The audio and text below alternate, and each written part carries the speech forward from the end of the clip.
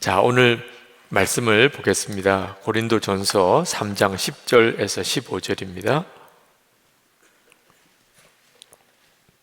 고린도전서 3장 10절에서 15절.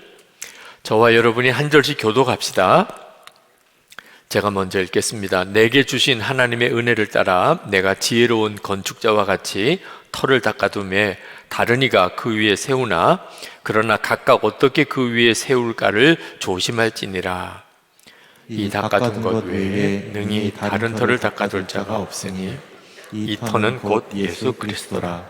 만일 누구든지 금이나 은이나 보석이나 나무나 풀이나 짚으로 이 터 위에 세우면 각 사람의 공적이 나타날 터인데 그날이 공적을 밝히리니 이는 불로 나타내고 그 불이 각 사람의 공적이 어떠한 것을 시험할 것이니라.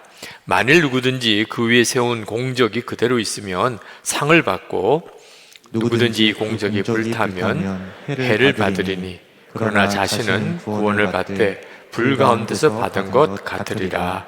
아멘. 아멘. 여러분, 어떤 어려움이 와도 하나님의 뜻대로만 살면 됩니다. 고민하거나 두려워할 필요가 없습니다.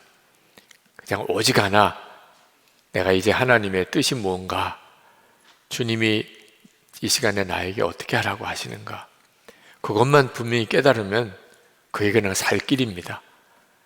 어려움이 크다 적다 그건 별 문제가 안 됩니다.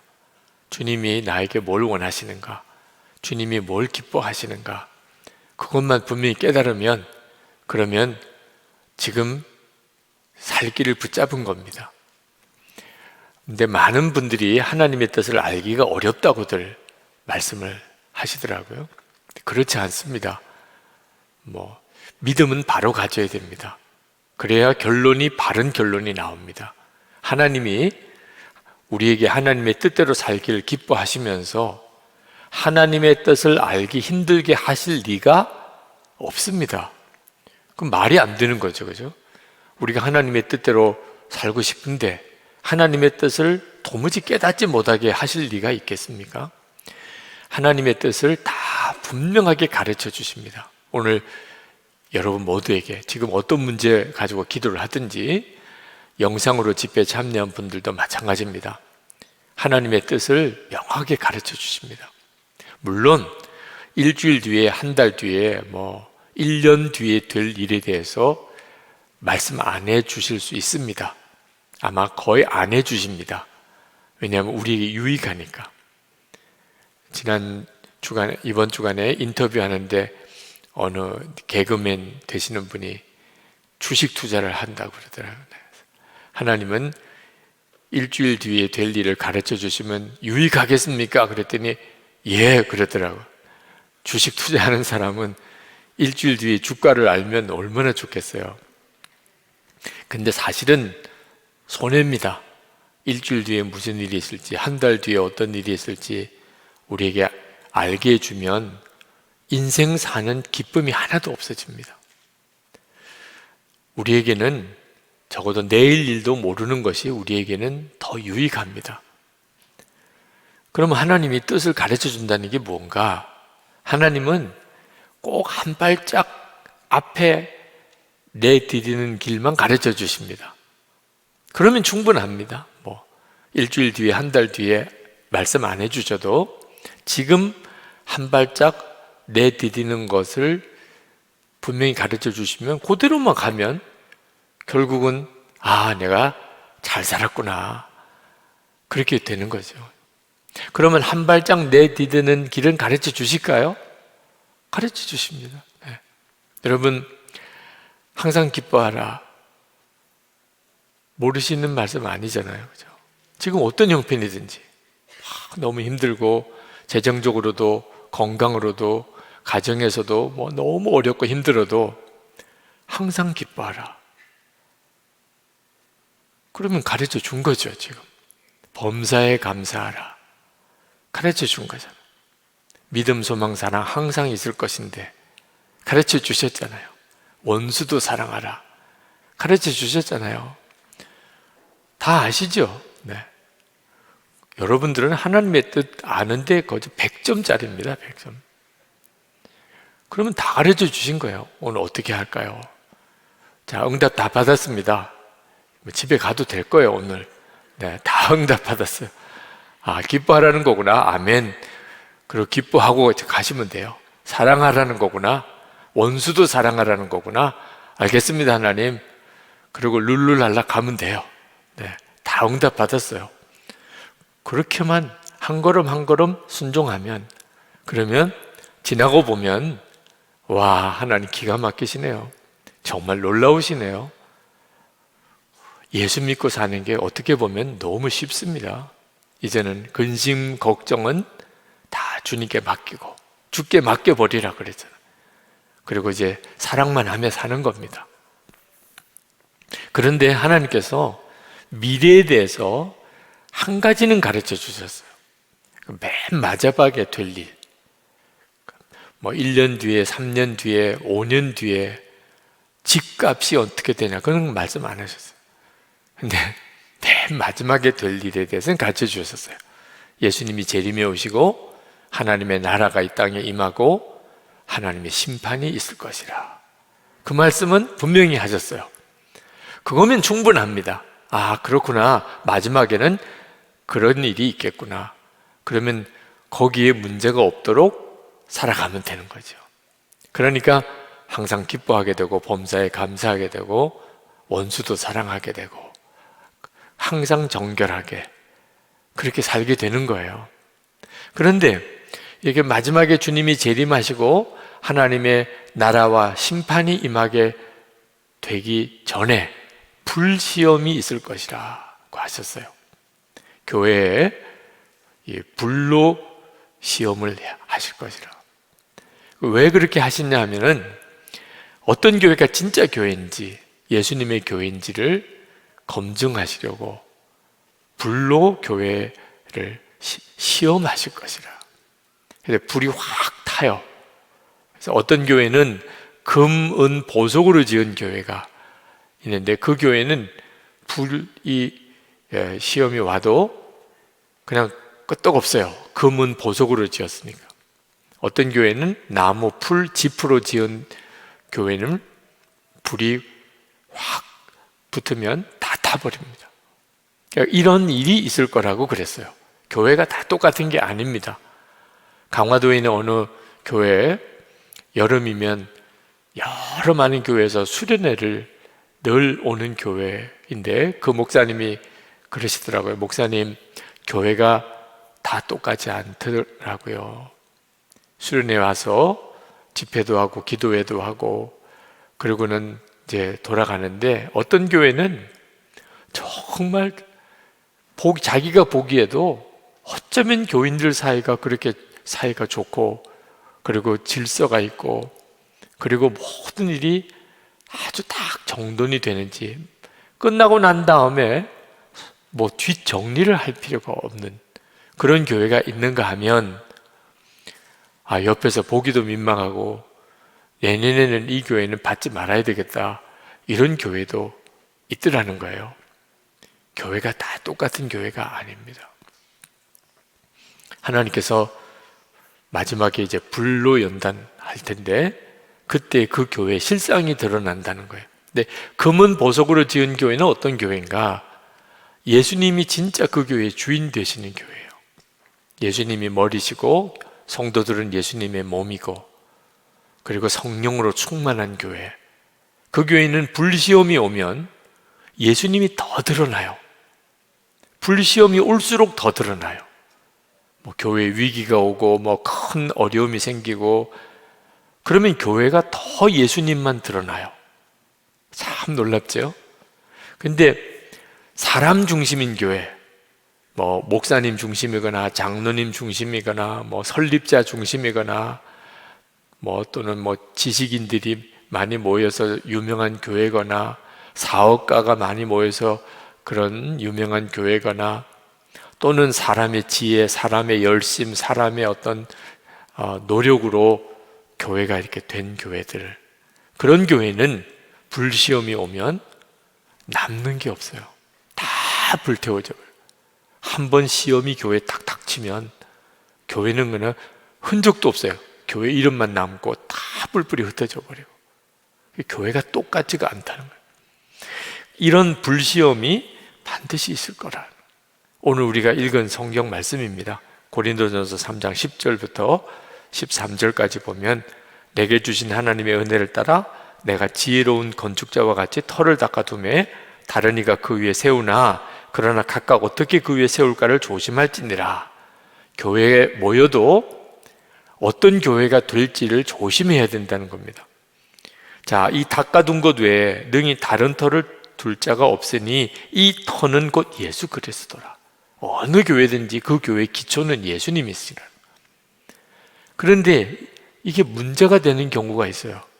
어떤 교회는 정말 예수님 중심의 교회가 잘 세워져서 예수님으로 하나 되고 늘 교인들이 예수님을 바라보고 성령 안에서 하나 된 교회인 교회가 있고, 이런 교회는 아까 말씀드린 것처럼 시험이 오고 핍박이 오고 문제가 생기고 그래도 더 예수님만 드러나요. 교인들도 느끼고 주변 사람도 보고. 그런데 어떤 교회는 그런 시험이 오고 문제가 생기고 하면 아무것도 남는 게 없게 된다는 거예요. 여러분, 중국 교회, 우리 이웃에 있는 1948년에 중국이 공산화 되면서 무서운 불시험이 중국 교회에 닥쳤어요. 선교사님은 다 추방되고 예배당은 다 문 닫고 목사님은 다 감옥에 끌려가고 모여서 예배할 수 없게 되고, 우리 코로나19로 인해서 예배 못하는 거 비교가 안 되는 거죠. 자, 이런 일이 벌어졌을 때 중국 교회가 둘로 갈라졌어요. 하나는 완전히 무너진 교회가 생겼고, 하나는 오히려 더 예수님으로 아주 뚜렷하게 세워진 교회가 둘로 갈라졌어요. 한번 불시험이 확 닥치니까 어느 교회가 진짜 교회인지가 그때 드러나게 된 거죠. 자, 코로나19로 인해서 2년 동안 우리 한국교회에 불시험이, 아마 이걸 불시험이라고 하기는 어려울 수도 있어요. 그렇지만 이런 일이 있겠구나, 이런 일이 있을 거라고 생각도 못 했잖아요. 교회에 와서 예배도 못 드리는, 나라가 아주 공적으로 교회에서 예배 못 드리게 이렇게 막는 일이 우리나라에 일어나리라고 생각을 못 했잖아요. 그런데 이 바이러스 전염병 때문에 그런 일이 벌어졌잖아요. 자, 이렇게 되니까 교회가 둘로 쫙 갈라져요. 더 예수님으로 인하여 드러나서 교회가 온전하게 되는 교회가 있고, 모이지 못하니까 완전히 무너져 버리는 교회가 있는 거죠. 이런 일이 앞으로 있을 거라는 거예요. 여러분, 이 불시험에 대해서 영적 분별을 잘해야 되는데, 요즘에 유튜브에 아주 문제가 많은 영상물들이 많이 올라옵니다. 종말론에 대해서, 하나님의 심판에 대해서 별의별 내용의 가짜 뉴스와 같은 그런, 타이틀은 교회고 성경이고 하나님이고 하나님의 나라고 심판이고 이런 내용으로 도배가 되다시피 했지만, 내용은요 완전히 영적으로 악마적인 내용이 막 올라와 있어요. 그러니까 여러분, 유튜브를 보고 함부로 여러분의 영혼을 맡기면 큰일 납니다. 특히 자극적인 제목, 거기에는 제 이름도 나오더라고요. 제가 아주 마귀의 화신처럼 그렇게 나오는 유튜브도 있어요. 그래서 왜 그럴까 하고 봤더니, 그러면 더 많은 사람이 본대. 유기성 목사가 그런 사람이야? 그러고는 본대요. 내용 들어보면 별것도 아닌 내용인데 타이틀을 또 그렇게 타이틀을 붙여서, 이건 아마 마귀가 진짜 불시험이 뭔지를 분별하지 못하게 하려고 그렇게 무섭게 미혹을 하고 있다고 생각이 들어요. 여러분, 정말 정신 똑바로 차려야 할 때입니다. 영 분별도 잘해야 되고요. 무엇이 진짜 우리가 깨달아야 될 건지, 불시험이 도대체 어떻게 오는 건지 잘 여러분이 알아야 합니다. 최근 한국교회 위기라고들 이야기합니다. 그건 많이 들으셨을 거예요. 그것 자체가 이미 우리 가운데 불시험이 오고 있다는 걸 말해주고 있는 겁니다. 한국교회 미래가 없다. 이제 한국교회 교인들이 거의 없어질 거다. 코로나19 끝나고 나면 교인들이 다시 교회에 안 모일 거다. 별의별 이야기들이 많아요. 그때 여러분, 우리는 어떻게 해야 되죠? 불시험은 왜 주는 거죠? 교회를 망하게 하려고 주는 게 아니고 진짜 교회를 드러내게 하시려고 불시험을 주는 거예요. 그러니까 힘들다, 어렵다, 도와주세요, 이렇게 기도하면 안 됩니다. 하나님이 우리에게 불시험을 주시는 이유는 힘들라고 주는 거예요. 어려우라고 주는 겁니다. 그런데 어렵다, 힘들다 그러면 하나님께서 어떻게 응답하세요? 그러니까 불시험을 우리에게 왔다 하고 한국교회가 지금 큰 시련을 만났구나. 그러면 우리는 뭘 봐야 되는 거죠? 아, 이런 불시험을 거쳐서 예수님만 드러나는가? 성도도 교회도 더 예수님 중심의 교회와 성도가 되는가? 그게 하나님의 계획인 겁니다. 불시험을 통하여 금이나 은이나 보석으로 지은 교회는 끄떡없이 드러나는 거예요. 이게 우리의 중요한 관점이어야 됩니다. 지금 유럽이나 미국이나 한국이나 교회가 다 위기예요. 레슬리 뉴비긴 선교사님이라고 인도에서 사역하셨던 영국 선교사님입니다. 영국 교회가 인도로 선교사로 파송한 분이에요. 인도에 가서 참 대단하게 역사를 이루어내신 선교사님입니다. 근데 은퇴하시고 그리고 이제 본국 영국으로 돌아왔어요. 근데 영국으로 가서 충격을 받은 거예요. 지금 인도에는 복음의 역사가 막 일어나고 있어요. 그 힘들고 어려운 영국의 영적인 분위기에서도 복음은 능력 있게 거기 역사하고 있어요. 그걸 이분이 생생히 보았어요. 그런데 영국으로 돌아와 보니까 세상에 자기를 파송했던 영국이 지금 선교지가 돼 있는 겁니다. 교회는 술집으로 바뀌고 이슬람 사원으로 바뀌고 그나마 있는 예배당은 교인들이 텅텅 비고 이분이 얼마나 충격을 받았는지. 그래서 서구 교회, 유럽 교회가 다시 복음으로 바로 서야 된다고 안타깝게 주장했던 참 귀한 분이에요. 근데 이런 일이 영국도 미국도 유럽도 한국도 계속 지금 그런 일이 벌어지고 있어요. 하나님께서 진짜 교회인가, 정말 참 교회인가 하는 것을 우리에게 아주 혹독하게 지금 그 불시험을 겪게 하시고 있다고 봅니다. 근데 왜 이런 일이 벌어졌냐면 바깥쪽에 원인이 있지 않아요. 지금 한국교회 위기도 지금 나라와 정부가 핍박을 한다, 교회를. 저는 그렇게 생각 안 합니다. 이 정도가 핍박이라면 초대교회는 어떻게 견뎠어요? 지금 우리나라 요 정도가 이걸 핍박이라고 말하면 중국 공산화 됐을 때는 중국은 교회가 어떻게 살아남았어요? 물론 보는 관점에 따라서는 교회 입장에서는 정부에서 하는 조치가 섭섭하기도 하고 교회를 잘 이해 못하는 점도 있고 때때로는 교회를 굉장히 어렵게 하는 일도 하기도 합니다. 그러나 그런 일은 2000년 역사 동안 내내 있었어요. 중요한 거는요, 우리 교회 안에서 벌어지는 겁니다. 교회 안에서. 우리가 언제부턴지 예수님을, 우리와 함께 계시는 주님을 바라보지 않게 됐어요. 사람 목사님, 사람 교인들만 바라보고, 교인도 어떤 교인이 진짜 교회 일꾼인 교인이에요?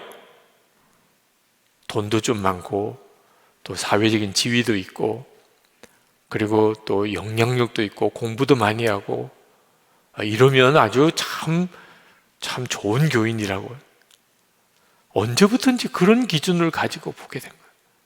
교인들 보는 것도 서로 이렇게 차별해서 보기 시작한 거예요. 세상 기준하고 똑같이.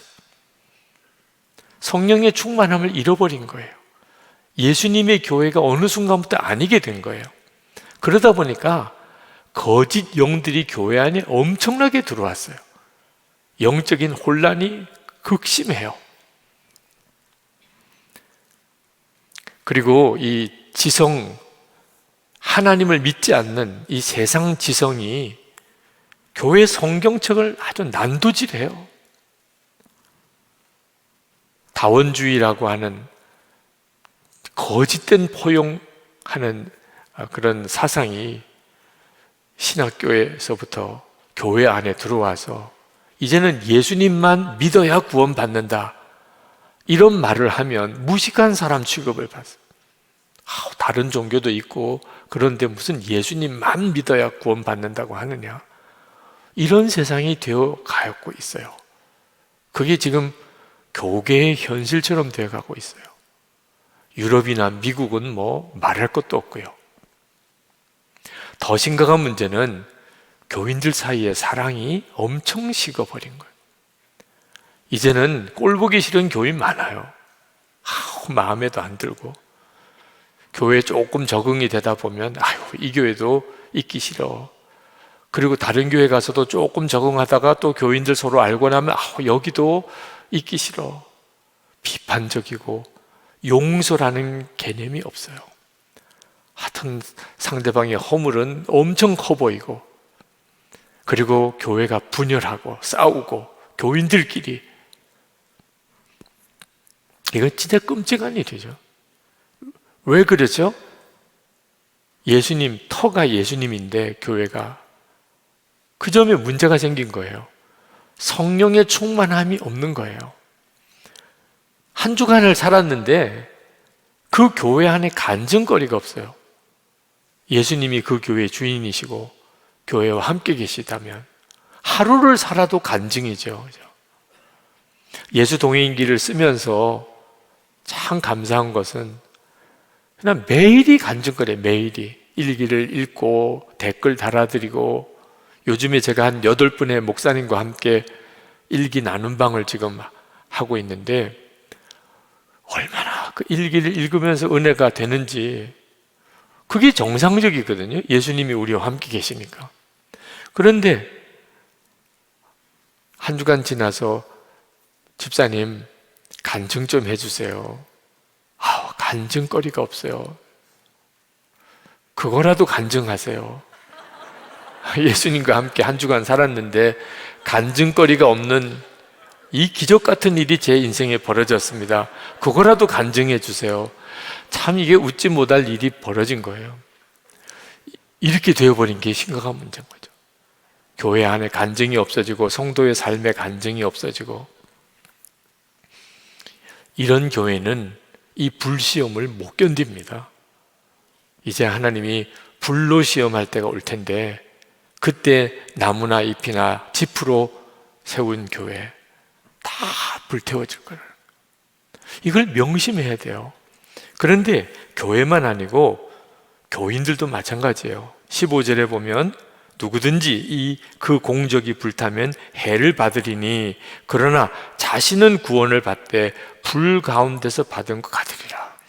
여러분, 이제 여러분이 구원을 받겠는데 불 가운데서 한번 불시험이 확 지나갈 거라는, 뭐 죽을 병에 걸리든지 또는 뭐 가족에게 문제가 생겼든지 도무지 견딜 수 없는 어떤 그런 정말 사랑하는 사람의 어떤 배신을 겪었든지, 또는 뭐 사별의 슬픔을 겪든지, 뭐 또 사업이 망하든지, 뭐 길거리에 낫는 그런 처지가 되든지, 막 정말 죽는 게 차라리 편하겠다 이런 생각에 막 시달리든지, 밤에 잠을 못 자는 일이 생기든지, 우리 인생을 살아가는 동안에 내가 지금 불 속에 들어갔구나, 이런 느낌을 받을 때가 개인도 온다는 거예요. 자, 그때 여러분이 진짜 나는 죽고 예수로 사는 믿음을 가졌다면 그 불시험을 통해서 예수님이 더 드러나요. 나는 죽었으니까 시험이 내게 어떻게 할 방법이 없어요. 불로 시험을 해도 내가 이미 죽은 걸. 그리고 내 안에 내 생명이 되신 예수님만 더 분명히 드러나요. 그래서 시험을 당한 성도들을 보면 둘로 갈라져요. 완전히 사람이 꺾어지고 믿음도 잃어버린 사람이 있고, 또 한 경우는 이분이 진짜 예수님 생명이신 분이구나. 시험을 만났더니 예수님을 보는 것 같아요. 불시험이 하는 역할입니다. 개인도 교회도 똑같은 일을 우리에게 보여주는 거예요. 많은 그리스도인들이 진짜 부끄러운 거 자랑하고 살아요.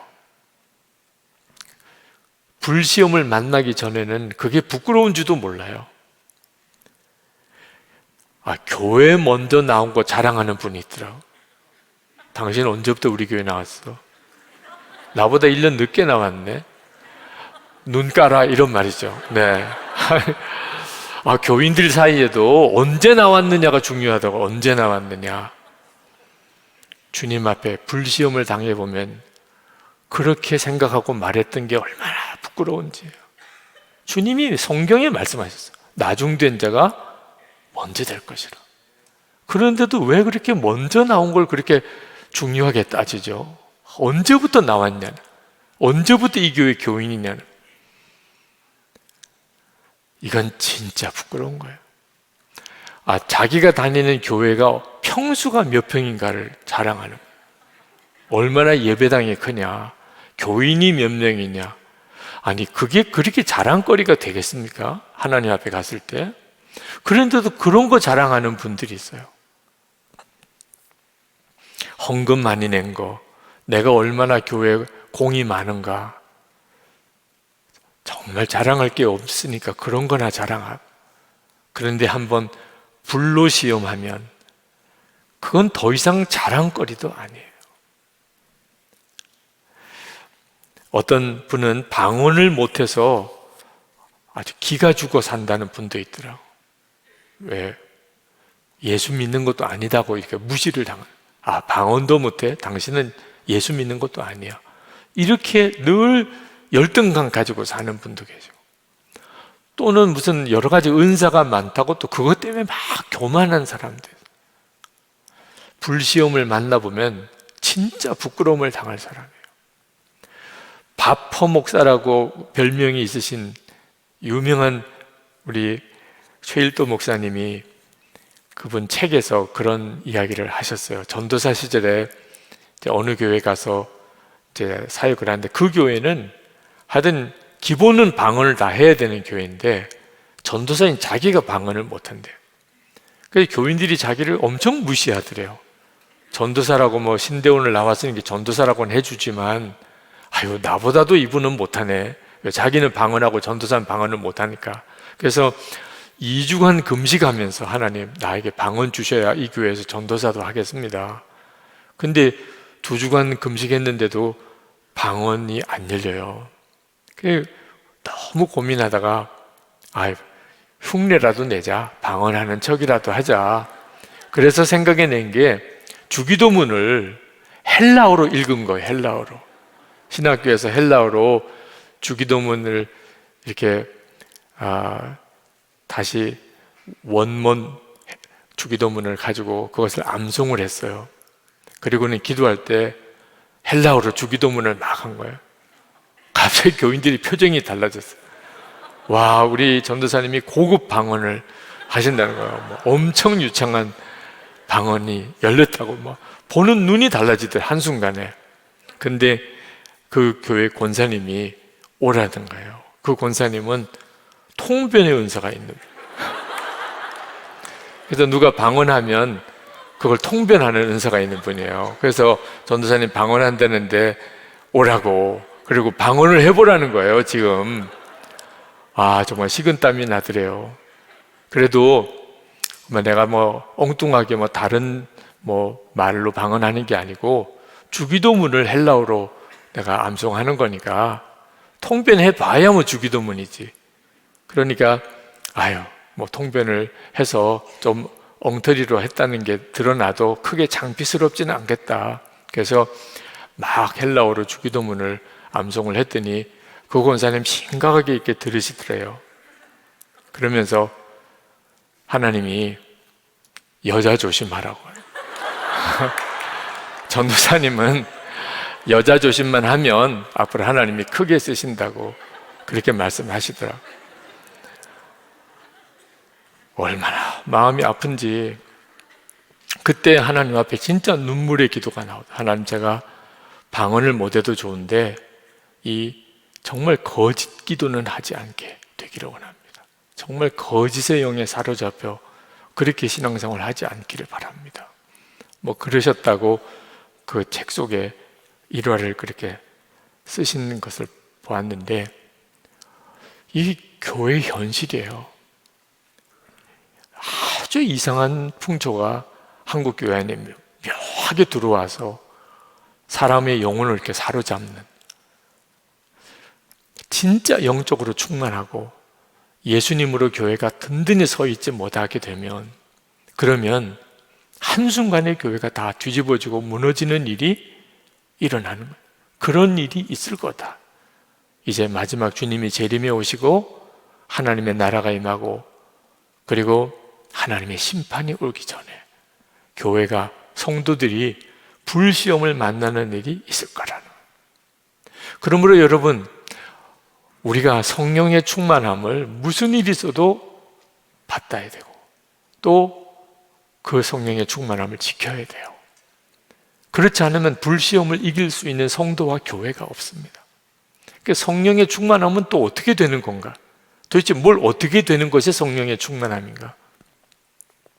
예수님의 임재하심이 분명히 믿어지는 것. 예수님이 지금 나와 함께 계시다. 그 믿어지는 것.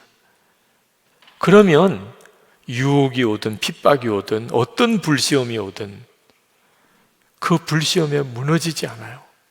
오히려 그런 불시험이 예수님이 더 분명하게 드러나요. 주님이 지금 나와 함께 계시다. 이 사실이 믿어지면, 그러면 주님이 주의 영광을 드러냅니다. 불시험을 통하여. 평소에는 잘 모르다가 시험이 닥치면 그 성도와 교회는 예수님이 더 드러나요. 그래서 우리가 그렇게 주님과 동행하자, 주님을 바라보자, 매일 일기를 써가면서 그렇게 신앙생활을 하자고 권하는 거예요.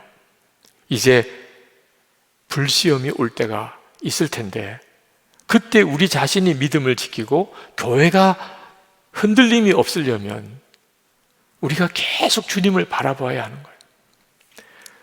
요한복음 14장 18절 19절에 주님이 약속하셨어요. 내가 너희를 고아와 같이 버려두지 아니하고 너에게로 오리라. 조금 있으면 세상은 다시 나를 보지 못할 것이로되 너희는 나를 보리니 이는 내가 살아있고 너희도 살아있겠습니다. 너희가 나를 보리니. 우리가 예수님을 믿을 때 말씀 그대로 믿고 체험을 해야 돼요. 내 체험의 기준에서 성경을 판단하려고 하지 말고, 분명히 성경에 내가 너희를 고아로 버려두지 않고 너에게로 오리라. 너희는 나를 보리라. 세상은 보지 못하겠지만 우리는 주님이 우리와 함께 계시는 것을 분명히 알 수 있습니다. 그리고 그 믿음이 분명해야 어떤 시험도 이길 수 있어요. 지금 설교가 얼마나 많이 들려지나요? 뭐 유튜브에 가면 다 보는 게 불가능하죠. 성경 공부 엄청나게 많습니다. 그런데도 왜 교회와 성도가 영적으로 이렇게 약해진 거죠? 지식으로는 영적인 시험을 못 이겨요. 주님이 나와 함께 계시는 게 정말 믿어진 사람만 유혹이 오거나 시험이 오거나 미혹이 올 때 이겨내는 거죠. 또 하나가, 성령에 충만하면 내가 하나님의 나라 백성이라는 확신이 생깁니다. 하나님의 나라가 있어요. 눈에 보이는 이 세상의 전부가 아니에요. 이 세상이 전부라고 생각되니까 그렇게 답답하고 억울하고 슬프고 고통스러운 거예요. 근데 이 세상이 전부가 아니에요. 하나님의 나라가 있어요. 그 사실에 대해서 눈이 뜨이고 나면, 그러면 죽음도 두렵지 않고 내가 이 세상에서 아무리 힘들어도 그것 때문에 낙심되지 않고, 그것 때문에 슬프지 않고, 하나님 왜 나는 복을 안 주시나요? 이런 말이 없어져요. 하나님의 나라의 백성 되는 게 가장 큰 복인데, 여러분은 여러분 자신이 하나님의 나라 백성이라는 게 믿어지세요? 여러분은 어느 나라 국민이에요? 대한민국이지요. 그러면 틀린 말은 아닌데 예수 믿는 사람으로는 조금 문제가 있어요. 여러분 어느 나라 국민이죠? 아유, 하나님의 나라 국민이죠. 그런데 지금 대한민국에 살고 있습니다. 이런 믿음이 쉽지 않습니다. 마크 트웨인이 쓴 이 왕자와 거지라는 단편 소설에 보면 같은 날에 두 아이가 태어났는데 한 아이는 왕자고 한 아이는 거지예요. 근데 우연히 어느 날 이 왕자가 거지를 보고 자기랑 너무 닮은 게 참 신기해서 왕궁으로 들어오라고, 그래가지고는 우리 옷 바꿔 입자. 그래가지고 이 왕자와 거지가 옷을 바꿔 입었어요. 그러니까 얼굴이 비슷하게 생겼기 때문에 사람이 착각할 정도니. 그리고는 갑자기 그냥 두 사람의 삶의 환경이 달라져 버렸어요. 왕자는 거지 속으로 가서 살고 거지는 왕자가 있는 왕궁에서 살게 된 겁니다. 이 거지가 된 왕자가 잠자는 것도, 밥 빌어 먹는 것도 얼마나 힘들어요. 그런데도 마음 생각은 나는 거지가 아니야, 나 왕자야. 내가 어떻게 하다가 지금 호기심 때문에 이런 참 기가 막히게 어려운 처지를 겪고 있지만 이제 다 드러나면 나는 금방 왕자인 것을 사람들이 알게 돼. 그는 거지 신분으로 취급을 당했지만 왕자답게 살았어요. 왕궁에 있는 거지는 이 왕자 옷을 입으니까 왕자 대접을 받죠. 좋은 침대에서 좋은 음식에 좋은 대접을 받으며 지내는데 항상 생각은 난 거지인데, 내가 지금 여기 왕궁에 있지만 나는 거지인데 조금 있으면 다 드러나면 나는 또 이제 거지 속으로 돌아가야 되는데, 그러다가 어느 계기에 왕자 신분이 밝혀지고 왕자는 왕궁으로, 거지는 다시 거지 속으로 돌아가게 된 이야기. 근데 이게 꼭 그대로 비유적으로 지금 우리가 이 세상에 사는 성도의 심정을 그대로 말해주고 있는 거예요. 우리는 이 세상에 살고 있지만 우리는 하나님의 나라 백성인 거예요. 내 진짜 고국은 하나님의 나라인 거예요. 그래야 하나님 백성답게 사는 거예요. 이 세상에 살지만. 그래서 딴 사람들이 볼 때 당신은 우리랑 좀 다르네요. 생각하는 것도, 좋아하는 것도, 그죠? 완전히 달라요. 예수 믿는 성도는 직장 생활을 똑같이 해도, 똑같은 동네에서 살아도 말하는 것도 행동하는 것도 다 다른 이유가 하나님의 나라 백성인 게 믿어지니까. 그게 성령의 충만함으로 인하여 일어나는 거예요. 그럴 때 불시험이 오면 얼마든지 그 불시험을 이겨내요. 오히려 하나님의 백성인 게 더 드러나요. 불시험을 통해서.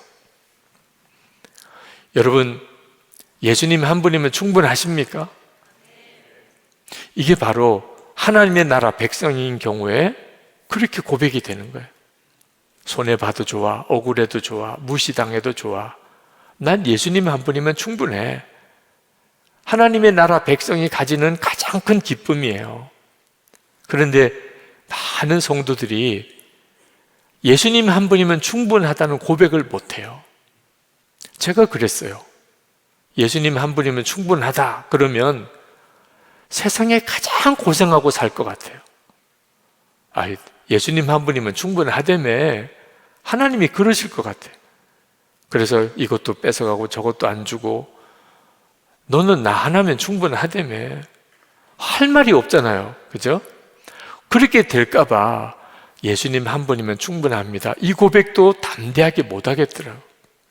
이유는 예수님이 누군지를 모르니까. 주님을 진짜 만나지 못했으니까. 그러니까 그것 때문에 힘들고 억울하고 답답한 거예요. 일제시대 때 어느 장로님이 신사참배를 안 하겠다고 그랬는데 자꾸 사람들이 와서 신사참배하라고, 신사참배 하시라고. 그래서 이분이 참다 못해서 통곡을 했어요. 내가 얼마나 썩었기에 이렇게 쇠파리들이 내게 들러붙나. 여러분, 혹시 자꾸 이런저런 유혹이 오고 세상 사람들이 여러분에게 자꾸 찝쩍거리고 여러분을 끌고 가려고 그러고 그러면 여러분이 속에서 냄새를 풍기니까, 그러니까 똥파리가 자꾸 끼는 거예요. 아, 그렇구나.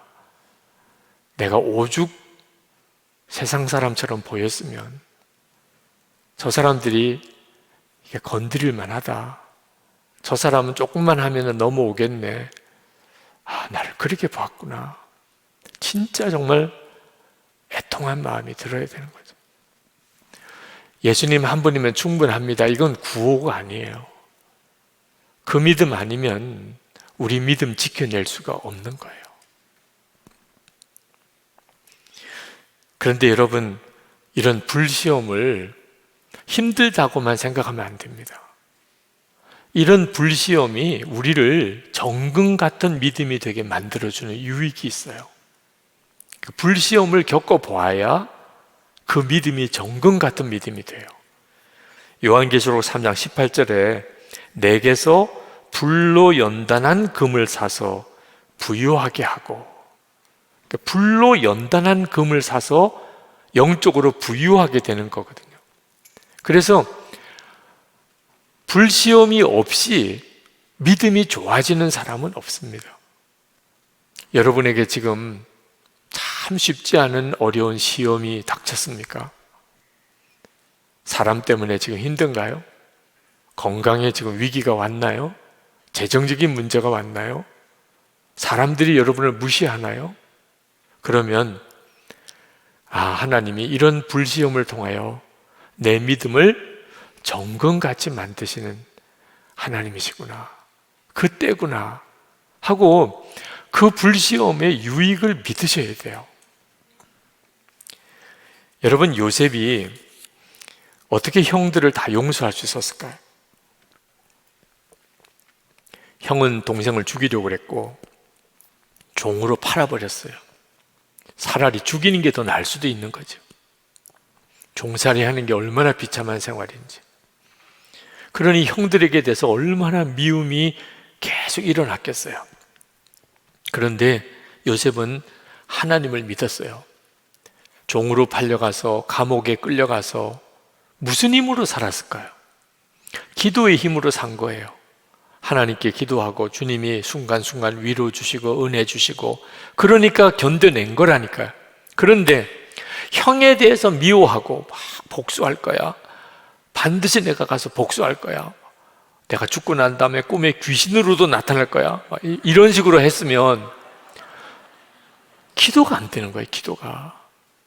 기도를 해야 버텨내는데, 하나님의 응답이 있어야 견뎌내는데, 종살이하고 감옥에 끌려가서. 그런데 기도가 안 되면 진짜 죽는 거거든요. 그러니 기도가 살아나기 위해서는 형들을 용서해야 되는 거예요. 형 미워했다가는 하나님의 응답이 막히는 거예요. 하나님이 그 형들의 악함을 이용해서 요셉을 애굽으로 먼저 보내고, 그리고 총리가 되게 하는 길로 가게 하고 계신 분이 하나님이셨어요. 그러니 하나님이 형들을 미워하게 할 수가 없잖아요. 나중에 다 그들이 이스라엘 민족을 이룰 사람들이에요.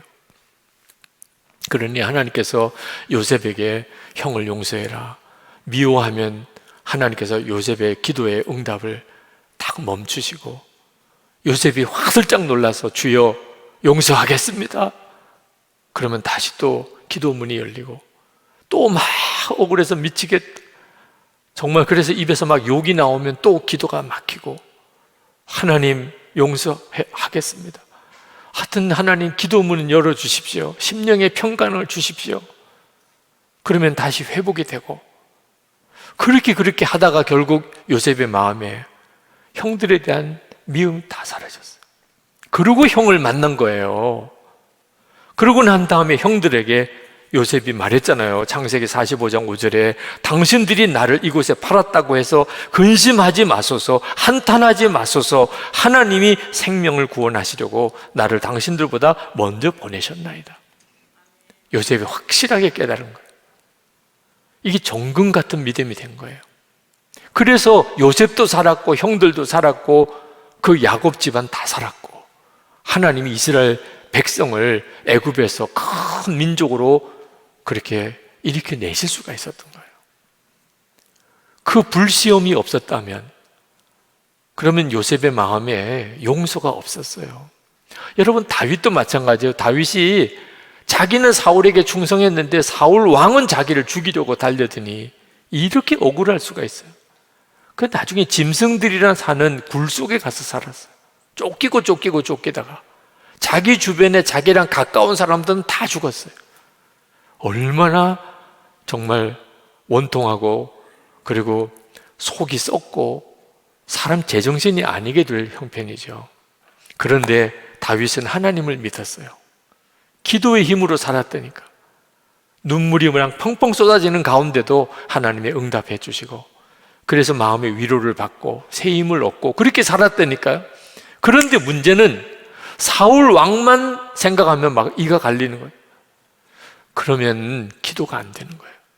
그러면 심령의 평안이 없어지는 거예요. 그러니까 또 회개하고, 사울 왕을 미워했던 거 회개하고, 무슨 이유인지 모르지만 하나님이 사울 왕을 미워하지 못하게 하는 거예요. 그래서 나중에 사울 왕을 죽일 수도 있는 기회가 왔는데도 죽이지 않죠. 2번이나 살려줍니다. 그는 자기를 죽이려고 오는데 자기는 사울 왕을 살려줘요. 그랬기 때문에 다윗이 온 이스라엘의 왕이 될 수 있었던 거예요. 만약에 다윗이 사울을 죽였으면 그러면 사울 지파와 그 다른 동족들은 다 다윗에게 등 돌렸을 거예요. 끝까지 사울 왕을 품어주고 그 손자 무비보셋을 왕자처럼 이렇게 여기면서 자기 밥상에서 같이 밥 먹고, 사울 왕 죽은 것 때문에 그렇게 애통해하면서 장례 치러주고, 그걸 사람들이 다 볼 거예요. 야, 다윗이 사울을 진짜 사랑했구나. 자기를 죽이려고 한 왕인데, 그래서 마음이 확 모아진 거죠. 그게 어떻게 가능했어요? 불시험을, 사울 왕에게 쫓기는 그 극한 어려움을 통해서 다윗의 믿음이 정금 같은 믿음이 된 거예요. 그래서 하나님이 다윗도 살리고 이스라엘도 살리고 다 살린 거죠. 여러분, 여러분에게 닥치는 불시험이 다 여러분을 해롭게 하려고 하는 게 아니에요. 여러분이 진짜 나 죽고 예수로 사는 그 믿음 갖게 하려고, 쓸데없는 거 의지하는 거, 사람 의지하는 거, 세상에서 뭐 조금이라도 좋은 대접 받으려는 거, 세상에서 조금 편하게 지내보려고 하는 거, 세상에서 좀 자랑해 보려고 하는 거, 그건 나중 가면 다 쓸데없는 거니까 그건 다 불태워버리는 거예요. 붙잡지 말아야 될 거 다 불태워버리는 거예요. 그리고 오직 예수님만 붙잡도록, 나는 죽고 이제는 예수님으로 삽니다, 이런 믿음 되도록 하려고. 그래서 불시험이 오는 거예요. 저도 회심할 때 정말 말할 수 없는 어려움이 있었죠. 제 군생활 훈련소 기간 3년, 인관하고 또 3년, 이 6년 동안의 군생활은 저에게는 말할 수 없이 어려운 기간이었어요. 제 인생에 그보다도 더 큰 불시험이 있었을까, 이런 생각이 들을 정도예요. 근데 그 기간에 제 믿음이 오직 주님만 붙잡는 믿음이 된 거예요. 그 시험, 불시험 때문에. 여러분, 코로나19로 지금 참 어렵습니다. 2년 동안. 근데 이 2년 동안 교회는 둘로 갈라져요. 주 예수님만 분명하게 붙잡는 교회가 있고, 성도가 있고, 그냥 힘들어요, 괴로워요, 죽겠어요, 빨리 회복시켜 주세요, 이러고만 있는 교회가 있어요. 어느 남자 성도님이 오랫동안 교회를 안 나오시던 분인데 찾아오셨어요. 그동안 사업에 실패도 하고 이번에 새로 사업을 시작을 했는데 너무 두렵다는 거. 그리고 워낙 재정적인 어려움을 겪다 보니까 내가 뭐 때문에 사업을 해야 되는지 목적도 이제는 다 잃어버렸대요.